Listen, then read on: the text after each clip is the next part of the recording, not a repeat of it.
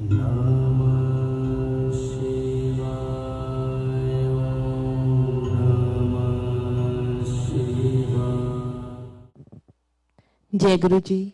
शुक्राना गुरु जी का, लख लख शुक्राना, अनंतम शुक्राना, सारी संगत जी का शुक्राना जो यहाँ पर गुरु जी ने आज उस्तत करने के लिए यहाँ बुलाया है।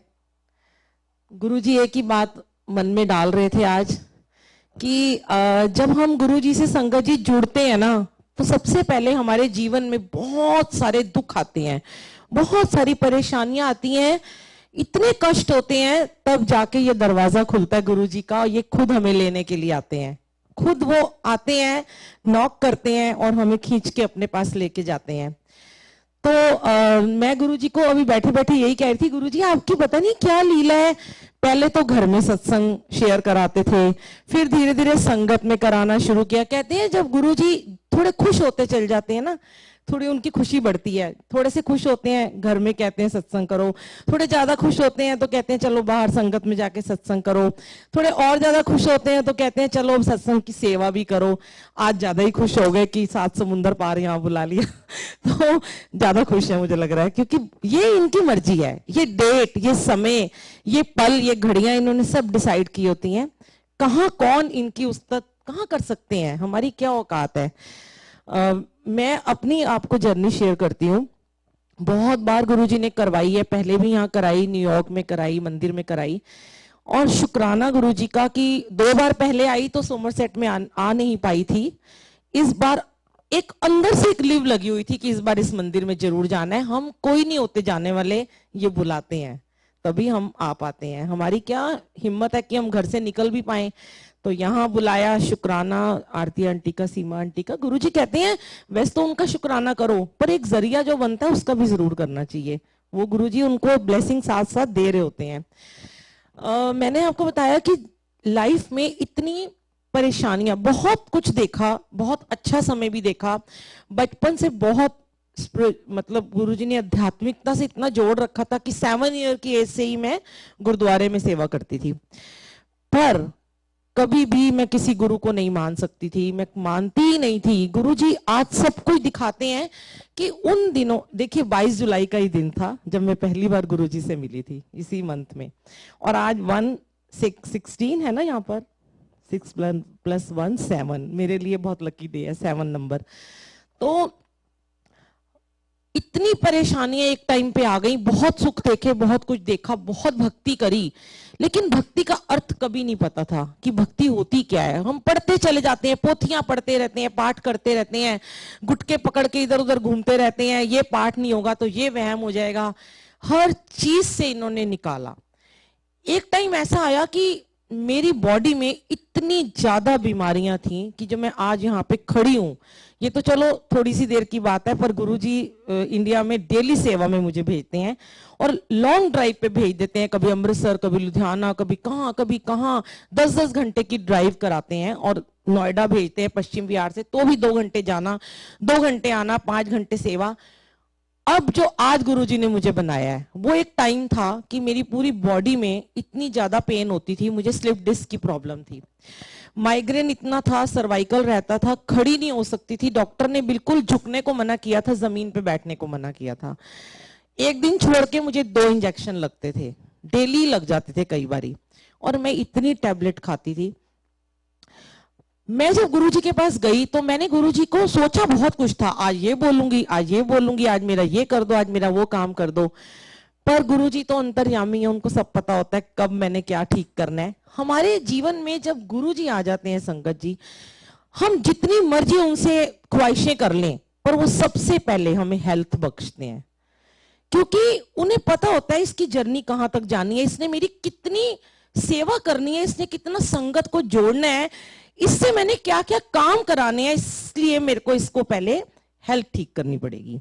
उन दिनों जब मैं गई थी तो मुझे पैसे की भी प्रॉब्लम थी, मेरा काम भी था, बहुत लंबी जर्नी है, टाइम इतना नहीं होता कि मैं पूरा डिटेल में आपको शेयर करूं।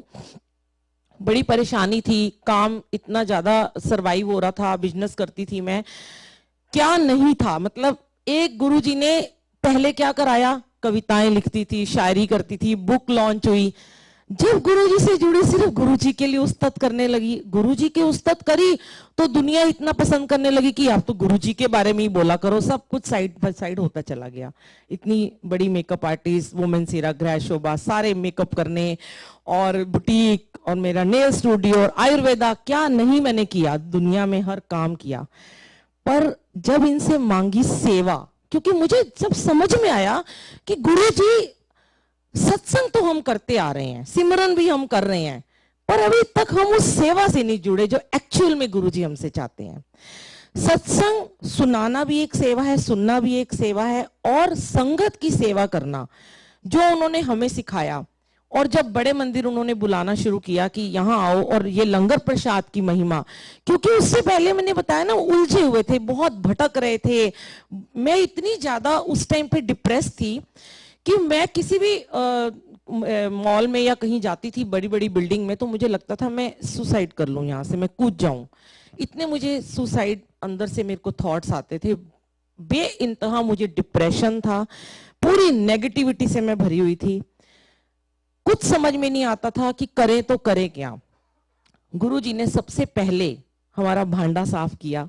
हमें अपनी गुरबानी से मैं जुड़ी हुई थी, लेकिन गुरबानी के अर्थ ही नहीं समझ में आते थे कि करना क्या है।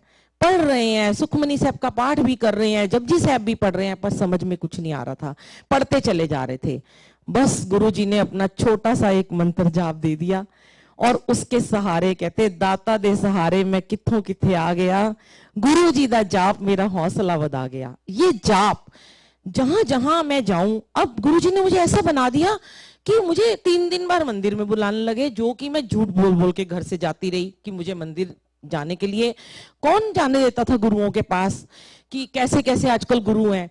तो जाने लगी और गुरुजी के पास, गुरुजी ने मुझे जमीन पे बिठाना शुरू किया। मैं बैठ ही नहीं पाती थी जमीन पे, इधर उधर टेक लगाती रहती थी। फिर गुरुजी ने मुझे वहां पे आधा आधा घंटा मुझे बिठाया अपने पास में, एक एक 2-2 घंटे शिव जी की मूर्ति के पास मुझे बिठाया। समझ नहीं आता था ये कर क्या रहे हैं, दर्दें बढ़ती चली गई बॉडी में। फिर धीरे धीरे धीरे धीरे मेरी गोलियां कम होती चली गई, और मैंने डॉक्टर के पास जाना ही बंद कर दिया। मेरे इंजेक्शन छूटते चले गए। वो लंगर प्रसाद खाती और सिमरन में बैठ जाती, और मंत्र जाप को मैंने बढ़ाना शुरू कर दिया अपनी। कहते हैं हमारी लाइफ में ना, हम कोई भी चीज को अगर हम लेना चाहते हैं ना, तो हमें उस सिर्फ अपने सिमरन, कहते हैं 24 घंटे हमारे अंदर चलना चाहिए। वो अंदर अंदर सारे काम भी दुनियावी करते रहो, पर सिमरन करते रहो। फिर गुरुजी ने कहा अब संगत को भी जोड़ना है। संगत को जोड़ो, कैसे जोड़ना है? संगत को जोड़ना शुरू किया। मैं बहुत लोगों के सत्संग सुनती थी, तो एक मैंने आंटी का सत्संग सुना, जीके में जो रहते थे, वो बोलते थे कि मुझे ना गुरुजी लाजपत नगर भेज देते होते थे, दुकानों पे जाके ना शॉपकीपर जाओ सत्संग सुना के आया करो। तो आंटी बड़े बड़े घर की थी, वो मुझे नाम याद नहीं है। वो कहती हैं ये मेरे से क्या सेवा कराते हैं गुरुजी, मेरे को यहाँ पे भेज देते हैं, मैं ऐसे जाके कैसे बोलूं शॉपकीपर को। फिर मैंने देखा अरे गुरुजी तो ये सारे काम मुझसे करवाते हैं, मैं भी यही सब काम करती हूँ। जिसका सत्संग सुनो मुझे लगे ये तो सब मेरे से करवा रहे हैं। मुझे भी शॉप पे भेज देते, कोई शॉपिंग नहीं मैं करती थी, जाके छोटे छोटे स्वरूप रखे होते थे। मेरे फोन में 24 घंटे मंत्र जाप चलता ही रहता है हमेशा। तो उन्होंने कहना आंटी आपके फोन में क्या चल रहा है, चाहे वो कैब वाला हो, चाहे वो रिक्शे वाला हो, चाहे वो सब्जी वाला हो, चाहे वो स्वीपर हो, चाहे ऑटो वाला हो, ये क्या चल रहा है? ये मंत्र जाप चल रहा है। अब भाई तू आ गया मेरे पिटारे में, अब तो तेरे के अंदर गुरुजी को डाल के ही भेजूंगी, अब तेरी खैर नहीं है। अब वो जब तक मैं कैब में बैठी हूं तब तक उसको मंत्र जाप, गुरुजी का, बड़े मंदिर, गुरुजी की महिमा, सत्संग सुनाना शुरू।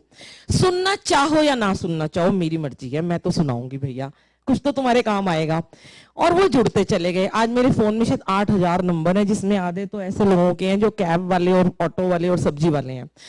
तो वो जब मैं देखती ना कि इनको मंत्र जाप के बारे में बताया, तो मैं उस मार्केट में, जैसे हमारे यहाँ ज्वालाहेड़ी मार्केट है, वहां एक दिन मैंने बताया, तो अब जब मैं जाती हूँ मैं देखती हूँ शॉप में मंत्र जाप चल रहा होता है। कमाल है गुरुजी, क्या क्या सेवा ले रहे हो। जैसे अभी आंटी ने बोला, आरती आंटी ने बोला कि वो अंकल के बारे में कि गुरुजी उनको बोला कि इम्पोर्टेड संगत को जोड़ो। मैं किसी के सबके सत्संग बड़े ध्यान से सुनती हूँ, और मैं सच में शुक्राना करती हूँ गुरुजी का। उस दिन आई थी गुरु पूर्णिमा पे, कल आरती आंटी के यहाँ भी जाने का मौका मिला, गुरुजी ने बुलाया। हर बारी एक नई चीज सीखते हैं हम, सीखने की कोई उम्र नहीं होती। सत्संग करने का तरीका नया सीखा है मैंने। हम रोज जाते हैं सेवा में, वही भेड़ चाल चल रही है। डिफरेंट डिफरेंट यहाँ पे मैंने देखा किस तरीके से गुरु जी को क्या प्यार, तो हम भी करते हैं, लेकिन और संगत का प्यार जो यहाँ दिख रहा है वो सीखने को मिला। तो जैसे आंटी ने बताया कि अंकल को बोला कि तुम संगत जोड़ो। अब गुरुजी एक सेवा लेते मुझसे तो अपने आप ड्रीम में आके, या जैसे कहते हैं टेलीपैथी जिसको आप कहते हो, टेलीपैथी होती है, सच में होती है। जब आप सुबह उठते ही, अगर आप जाप करते हुए सो गए हो, तो जैसे आप उठोगे ना, आपको जो फर्स्ट थॉट आएगा ना, वो आपकी टेलीपैथी है। गुरुजी आपको बताते हैं आपको आज क्या करना है। अब गुरुजी ने माइंड में डाला, जा डिसेबल बच्चों के यहाँ सत्संग कर, जो सुन नहीं सकते, बोल नहीं सकते। अब लोग कहीं पागल है बुलबुल आंटी, वो बहरे हैं, कहाँ सुनेंगे, ना बोल सकते हैं, उनके सत्संग करने चल दिया। अपना सामान उठाया, चलो जी गुरुजी का स्वरूप लिया, चोला लिया, बर्तन लिए, संगत को लिया, चले गए। वहां जाके उन्होंने इतना ब्लेस किया उन संगतों को। क्या उनकी लीला थी, जिनके हाथ नहीं थे, जिनके पांव नहीं थे, उनकी शादियां होनी शुरू हो गई। फिर वहां से कोई आए हुए थे कुष्ठ आश्रम के लोग। अब गुरुजी कहते हैं आज कुष्ठ आश्रम में अब जाके सत्संग करो। ये सच में ये सेवा वही लेते हैं, हमारी तो कोई औकात ही नहीं है। ये जर्नी बढ़ती चली गई। कुष्ठ आश्रम के 800 कुष्ठ रोगियों को उन्होंने ब्लेस किया, जिनका हाथ से लोग पानी भी नहीं पीते हैं। हमने उनके हाथों से ही उनको भोग लगवाया, गुरुजी को जोत जगाई, उनके साथ डांस भी किया, लंगर भी, उनको महिमा बताई गुरुजी की, वो सब जुड़ गए। तो ये सेवा चलती रही। फिर समझ में आया, एक बारी हेडेक हुआ तो डॉक्टर के पास गई, अपने फैमिली डॉक्टर के पास। तो कहने लगे भाभी अब तो अब नजर ही नहीं आते हो। अब मैंने कहा अरे वाकई मैं तो 1 साल के बाद आई हूं, समझ में नहीं आया कब दवाइयां छूटती चली गई, कब वो इंजेक्शन सारे के सारे छूट गए। और जो कभी खड़ी नहीं हो सकती थी, जिसको झुकना भी मना था, और उससे गुरुजी सेवा लेने लगे। खड़े भी रहो, घूमते भी रहो, जाओ भी। अब मुझे एक दिन कोई कहता है कि आप क्या काम करते हो भी, अब आप कोई बिजनेस करते हो? तो मैंने कहा, 2-3 बार मैंने बोला नहीं अब तो मैं कुछ नहीं करती, गुरुजी से सेवा मांगी, उन्होंने सेवा में लगा दी। एक दिन मैं घर आ रही थी तो मेरी लिफ्ट खराब थी घर की, तो होता है ना, इतना बड़ा स्टीरियो बैग लेके अपना सीढ़ियां चढ़ रही थी धीरे धीरे। मैंने कहा गुरुजी के रूम में आई, मत्था टेका। मैं, गुरुजी ऐसे लोग कहते हैं कुछ नहीं करती, मैं आपकी फ्रेंचाइजी चला रही हूँ जगह जगह पे, जॉब में हूँ मैं तो, रोज जाती हूँ, सुबह देख लो शाम को आती हूँ। फिर गुरुजी ने थॉट डाला, तुम वेले नहीं हो, तुम बहुत बड़ा काम कर रहे हो, क्योंकि तुम लोगों को जोड़ रहे हो। और आज इतनी दुनिया, ये गुरुजी, मेरे को लगता है 99% लोग जो हैं वो गुरुजी से जुड़ी चुके हैं। एक भाव हमेशा मन में आता था, जब भी श्री गुरु नानक देव जी को पापा कहती हूँ अपने, और इनको बना लिया था भाई। वो सत्संग पूरा नहीं शेयर करूंगी क्योंकि आज टाइम लिमिट है, जरूरी है वो करना, क्योंकि इसी महीने में जुड़ी थी। जब मैं गुरुजी से फर्स्ट टाइम जुड़ी थी, उसी समय गुरुजी मुझे अगले दिन मेरे को ड्रीम में गुरु नानक देव जी आए। क्योंकि मैं बड़ी परेशान थी कि मैं गुरु गुरु कर रही हूँ और मैं वाहिगुरु करती हूँ। मेरे घर तो गुरु ग्रंथ साहब जी हैं, अब वाहिगुरु जी तो हो गए नाराज, ये कौन सा नया गुरु पकड़ लिया। अब गुरु जी के दरबार में जाके वाहिगुरु करी, गुरु जी थे, डर लग रहा था। तो गुरु जी ने मेरे को ड्रीम में वाहिगुरु जी को भेजा, जो मेरे घर में स्वरूप लगा है बहुत पुराना गुरु नानक देव जी का। उन्होंने आके बोला, वॉल के ऊपर थे वो। एक दिन पहले मैं मंदिर में गई थी और समाधि के पास चल रही हूँ और मेरा हाथ कोई टच कर रहा है और मैं कह रही हूँ छोड़ो मेरा हाथ, छोड़ो, बहुत दुनिया है वहां पे। अचानक सब गायब हो जाते हैं और मेरा हाथ ये वाला किसी ने कस कैसे पकड़ा हुआ है। क्योंकि जब मैं गुरुजी के पास गई थी ना, तो उस दिन मैंने गुरुजी को एक ही बात कही थी, मैंने कहा मेरे तो कोई है ही नहीं, मैं तो अनाथ आश्रम में पली बड़ी हूँ। मेरे पापा गुरु नानक देव जी हमेशा कहती थी एक खूबसूरत सा मुझे भाई दे दो। एक चेहरा था गुरुजी का दिमाग में कि ऐसा मेरा वीर होना चाहिए। ये तो अब मेरी और उनकी बातें चल रही थी, और ड्रीम में आके मेरा हाथ ये गुरु नानक देव जी ने पकड़ा हुआ था और मुझे कहते हैं कि तू बड़ी परेशान थी ना, तेरे प्रश्नों के उत्तर आजकल मैं नहीं दे रहा, जा मैंने तेरा हाथ गुरुजी के हाथ में सौंप दिया, आज से वो तेरे वीर जी हैं। तू एक भाई मांगती थी, मैं तेनू एक वीर देता। बड़ी खुश हुई, मैंने कहा चलो ये तो गुरु नानक देव जी ने मुझे आके ब्लेस कर दिया। उसके बाद मैंने पीछे मुड़ के नहीं देखा, भक्ति गुरु नानक देव जी की भी करती रही। लेकिन कहते हैं ना, जब हम गुरु जी से जुड़ते हैं ना, तो हम एकदम दीवाने से हो जाते हैं, पागल हो जाते हैं, दीवानगी होती है, खींचती है हमें। लेकिन थोड़े टाइम तक गुरबानी से हट गई, मैं छोड़ दी, मैंने गुरबानी सुनना छोड़ दिया। गुरु जी के भजन नए नए आते वही सुनती रहती थी बस। तो उसके बाद फिर गुरुजी ने मुझे गुरबानी से जोड़ा, दोबारा से सब कुछ कराना शुरू किया। इतना इतना इन्होंने प्यार दिया, इतना सारा इन्होंने मुझे लाड दिया, मेरे शरीर को, मेरे घर को, सबको ठीक किया। इतनी संगत आती है जो हमारे से रोजाना मिलते हैं, जिनके कैंसर ठीक कर रहे हैं गुरुजी। कितना, मैं बहुत सत्संग है, कभी सुनाऊंगी यूट्यूब पे, आप सुन सकते हो, बुलबुल आंटी सत्संग। कोविड में लास्ट ईयर थी, ठीक किया, मेरे को कभी कोविड नहीं होने दिया, पूरे सबको हुआ घर में कोविड, पर बचा के रखा गुरुजी ने। कैसे कैसे इन्होंने ठीक किया, फिर कभी मौका मिलेगा जरूर सुनाएंगे। और गुरुजी के लिए मैं बहुत गाने गाती हूँ, भक्ति के भी गाती हूँ, पिक्चरों के भी गाती हूँ। पर एक बात मैं आपसे कहना चाहती हूँ, आपको पता है हम गुरुजी के लिए जितने मर्जी सॉन्ग सुनाएं, गुरुजी भी हमारे लिए सॉन्ग जरूर सुनाते हैं, मेरे लिए सुनाते हैं। जब मैं बहुत परेशान होती हूँ या मैं रोती हूँ, 2 लाइन आपको मैं सुनाती हूँ, इजाजत है? बस 2 लाइन। गुरुजी मुझे कहते हैं, तूफान के आगे तेरा दिल घबराता है, मैं साथ हूं तेरे क्यों भूल जाता है। जब आंख तेरी भरती दिल मेरा रोता है, तेरे आंसू का कतरा मेरी आंख में होता है। जब दुख में हो बेटा तो बाप भी रोता है, पल पल तेरे साथ मैं रहता हूँ। जय गुरु जी। इतना सुंदर गुरु परिवार दिया है, तो बस मेरे परिवार की रखना सदा तुम लाज गुरु जी, कि तेरे चरणों में है मेरा परिवार गुरु जी। थैंक यू, शुक्राना गुरु जी।